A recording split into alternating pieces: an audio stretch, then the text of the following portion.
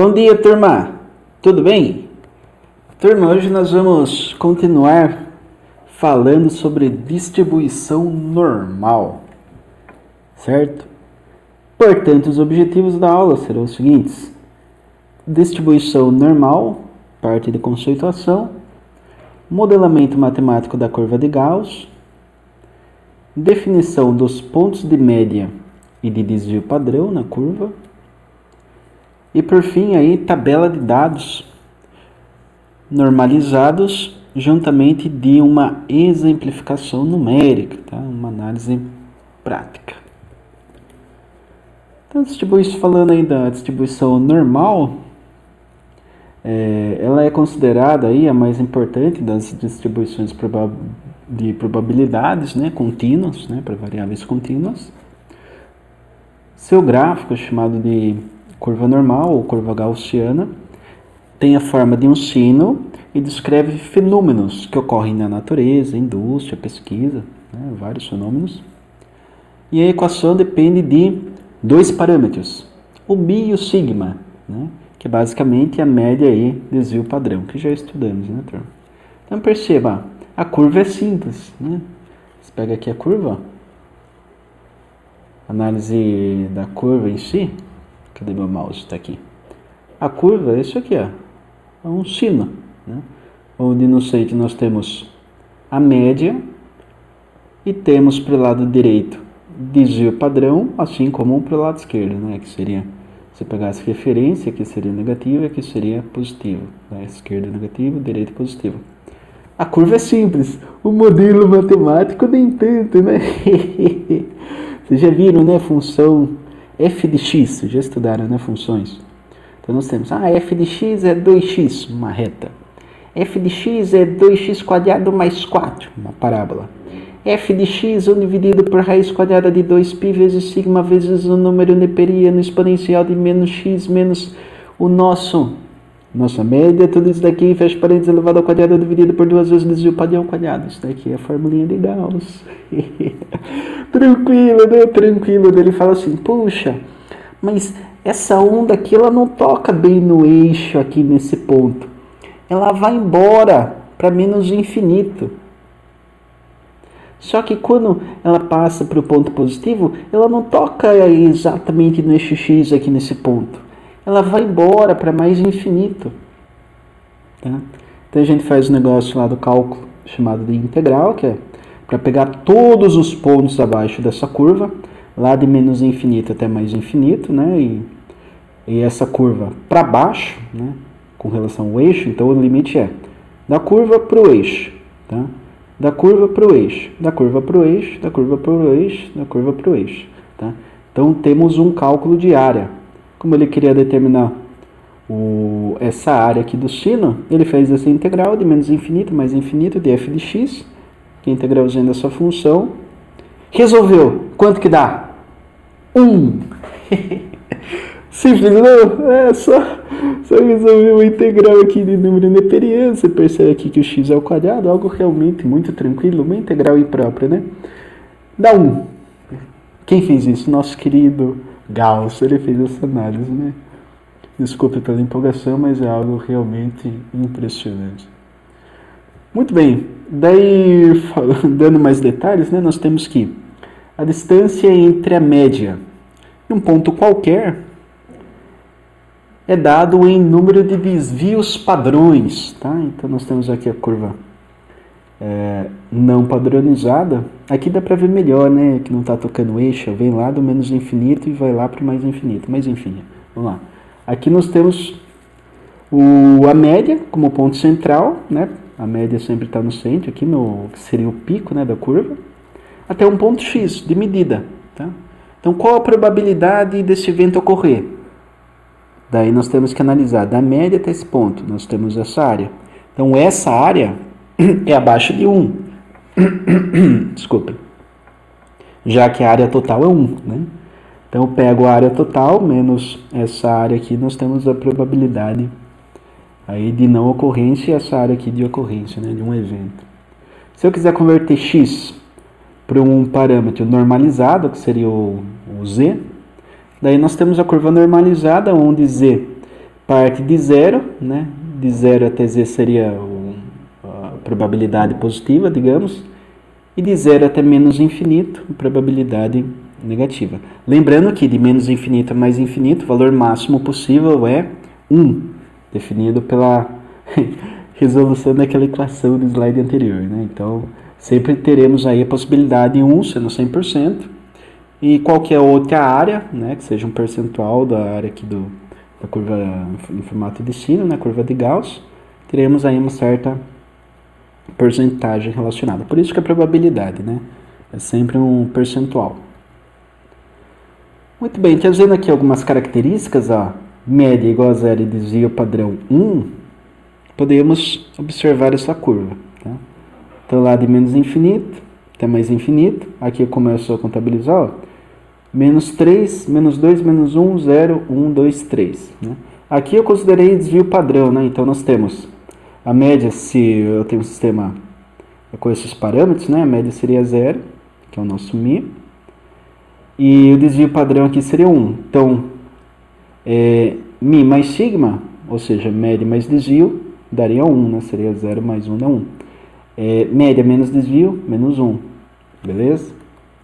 Então, nós temos essa funcionalidade sempre quando eu reduzir, né, o padrão que nós temos, o padrão numérico, a um sistema normalizado, tá? Nós temos que normalizar ou ainda padronizar, né, que são os termos utilizados quando nós referenciamos essa curva para este sisteminha aqui, né, um sistema de referência zero. Agora, perceba o seguinte, se eu tenho o cálculo aqui para essa curva, né, ó, aqui está a curva de Gauss. Se eu venho lá de menos infinito até um ponto A, né, z sendo menor ou igual a como A sendo o limite, nós temos toda essa área, né, que é uma área menor que 1, curva definida por Gauss e calculada por agora integral de menos infinito até z, né, que seria esse ponto aqui, para o limite de z, ponto A, dessa continha aqui. Mas daí você chega e fala, puxa, mas sempre tem que fazer essa conta? A gente não sabe, não teve cálculo na faculdade, a gente está no ensino médio, como a gente vai fazer isso? Daí eu peço para vocês respirarem fundo, porque temos tabelas. Tá? Então, as tabelas, elas são referenciadas aos desvios. Então, lembre lá, não tinha menos 3, menos 2, menos 1, 0, 1, 2 e 3, por exemplo, anterior, eram as referências que nós tínhamos, né? Então, aqui, ó, você vai ter uma ampla faixa de probabilidades em função aqui de uma tabela. Perceba que o último número é 0,99990. Primeiro número é 0,00013. Tá? Então, partimos aqui da menor probabilidade para maior probabilidade em função de uma tabela. Né? A gente não tem que fazer esse cálculo, até porque não há conhecimento, né, para realizar essa continha, não teria porquê se já é tabelado, né, a distribuição normal. Certo, turma? Interessante, né? Interessante essa parte, né? Muito bem.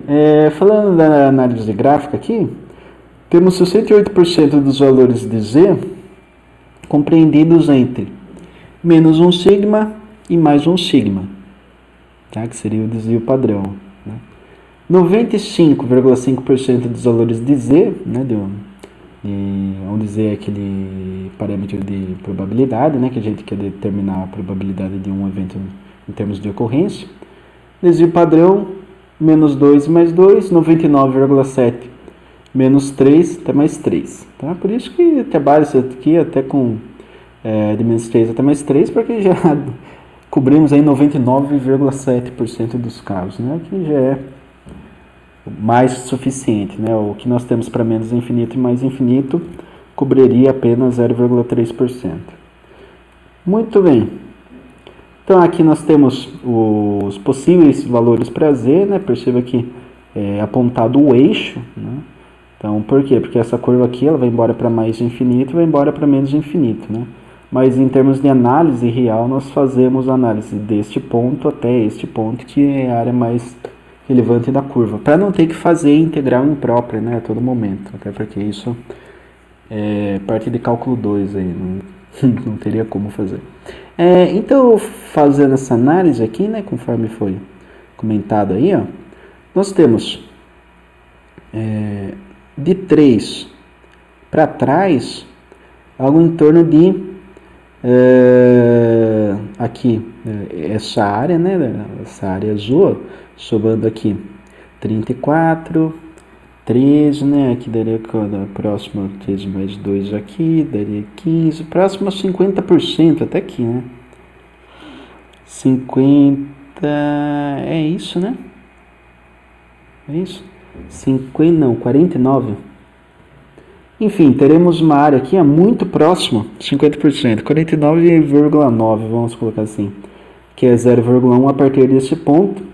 Mas se eu considerar a partir desse daqui, nós teríamos 49,85, considerando 0,15, né? 0,15 para a esquerda, que fica de fora, e 0,15 para a direita, que fica de fora. 0,15 mais 0,15 seria o 0,3, que nós temos aqui faltando para completar os 100%, tá?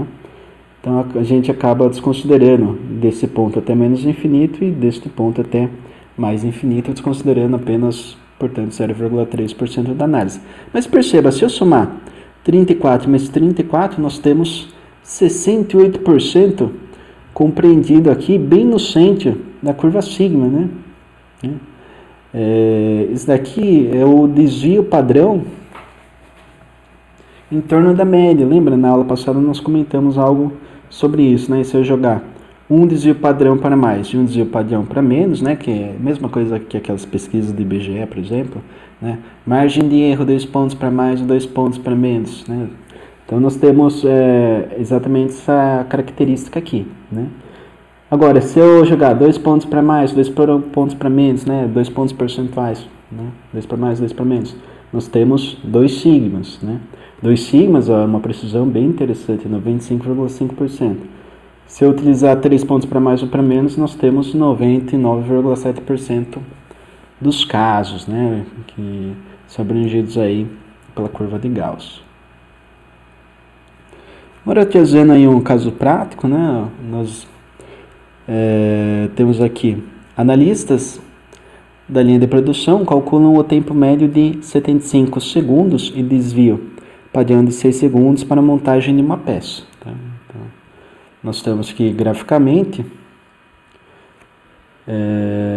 temos aqui a característica, né, do cenário, onde se tem a escala Z, que varia em função do desvio padrão, múltiplos, né, do desvio padrão, em torno de uma média, que nesse caso seria o ponto de referência nulo, né, porque seria o gráfico padrão, ou a escala X. Né? Para esse caso, nós teríamos o X como sendo aqui o ponto central 75, né, o tempo médio, em segundos seria 75, que estaria exatamente no sigma igual a zero, que é o pico da curva.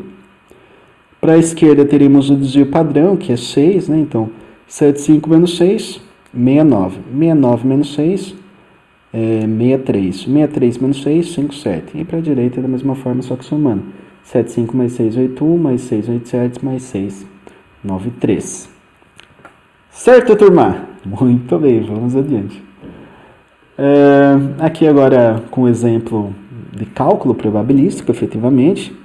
É o mesmo exemplo, tá? Só que daí eu peço a probabilidade de um trabalhador levar um tempo menor que 81 segundos, tá?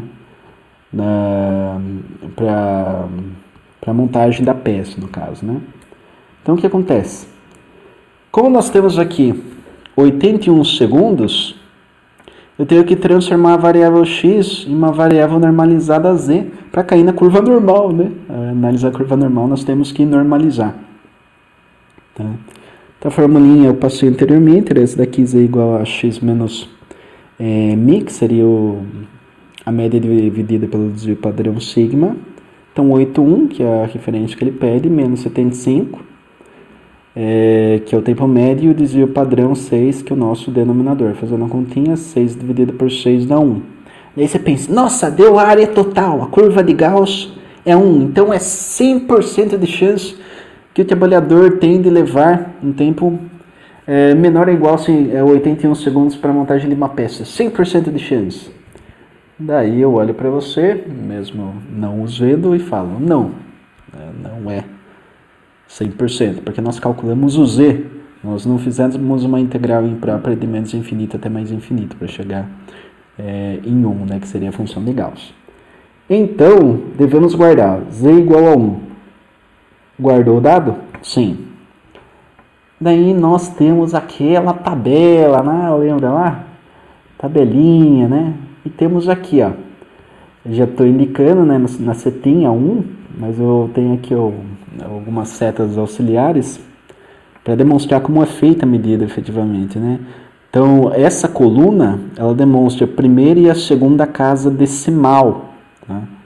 Então, nós temos aqui, na realidade, o número inteiro, uma casa decimal, e na sequência nós temos aqui a parte superior, lembra um pouco aí a parte de mapa de Carnot, não sei se vocês estudaram já isso aí, mas aqui nós temos referência, né, do número inteiro e a primeira casa decimal, e aqui nós temos a terceira casa decimal, né? Então inicialmente aqui é 0, certo? Aqui é 0. Então nós partimos aqui 0, 1, 1,0 aliás, com 0, 0, 1,00 apenas, né? Não tem nenhuma outra casa, tinha dado o número 1 inteiro. Então você vem aqui, ó, 1,00, nós temos probabilidade de 0,843, tá? Portanto, ó, verificando o valor normalizado de z na tabela, né? Essa tabela é normalizada já, né? Então, aqui variando de 0 a 3, tá até 2 só, não vai ter 3, vai ter 3, aqui não coube aqui, né? Tabela muito grande, não coube, mas vai ter 3, tá? Então nós temos que verificando o valor normalizado de z na tabela, tem esse 0,8413, que equivale a 84,13% de chances de um trabalhador levar menos de 81 segundos para a montagem da peça. Então perceba, 84,13% dele levar menos de 81 segundos, por quê? Tem uma lógica, né? Porque o tempo médio é de 75 segundos, certo? 75. Agora, 81 não está muito próximo da média? Pô, 81 está em um desvio, né? Está em um desvio padrão. Então, se ele está em um desvio padrão, a chance dele conseguir é muito alta, é de 84,13%. Ah, mas e se ele tivesse 2 desvios padrões? Ia ser menos que isso daqui. Tá? Ia ser menos. E se fosse 3? Menos ainda. Tá? Então, a curva de Gauss, curva normal, né? Forma de sino, como queira, ela traz exatamente uma probabilidade maior quanto mais próximo você está da média, tá? Tem isso daí. Leva-se em consideração a área total, mas se você estiver muito próximo da média, isso daí vai trazer grandes chances, né? Não que quando você crava a média você tem exatamente ali o 100%, né? A curva de Gauss é uma área, não um ponto específico, né? Mas como se tem um desvio padrão muito próximo, né? Tá dentro ali, se pegar ali o desvio padrão era 6, então nós estamos aí em cima de um desvio padrão, por isso que a chance é muito elevada. Se fosse 2, 3, ia ser uma chance menor, estaria se afastando, né? Do centro, e a grande maioria dos casos, né, é que nem se pegar no Brasil, qual a média de altura do brasileiro? 1,70, tá? Daí, beleza, eu tenho 1,75. Daí você vai ver, pô, a chance de você ter 1,75, caso eu não tivesse nascido ainda, seria, vamos pôr aí, de 80%, né? Por exemplo, porque a média do brasileiro é 1,70. Mas a chance de eu ter, por exemplo, 1,90 m ia ser muito menor, porque eu estou me afastando da média dos brasileiros, percebe? Então seria, por exemplo, sei lá, 20%, não mais 80%, porque eu estou muito longe da média. Curva de Gauss, a gente trazer essa característica aí pra gente, né? Ela vem deixar bem claro isso para nós. Certo, turma? Agradeço aí a atenção de todos em mais uma aula aí do nosso curso, né? O curso que nós estamos tendo à distância, era professor presencial, mas como essa disciplina tem muitas aulas teóricas, então assim, para nós não tem um impacto tão relevante quanto se fosse, por exemplo, uma aula de eletrônica analógica, uma aula de comandos elétricos, de eletrônica digital, que é muito mais prática, né? Tanto que até ter esse probleminha nós tínhamos tido aí apenas uma aula de laboratório, né? Então é uma disciplina um pouco mais teórica, portanto a gente consegue aí trabalhar bem à distância, né? Mas qualquer dúvida, qualquer pergunta que vocês tenham aí, podem mandar via chat, foto, áudio, texto, inbox, o que vocês preferirem aí. A gente vai conversando aí, estabelecendo aí um alinhamento para que todos consigam compreender bem aí o conteúdo que está sendo explanado. Certo, turma? Agradeço a todos, bons estudos, até!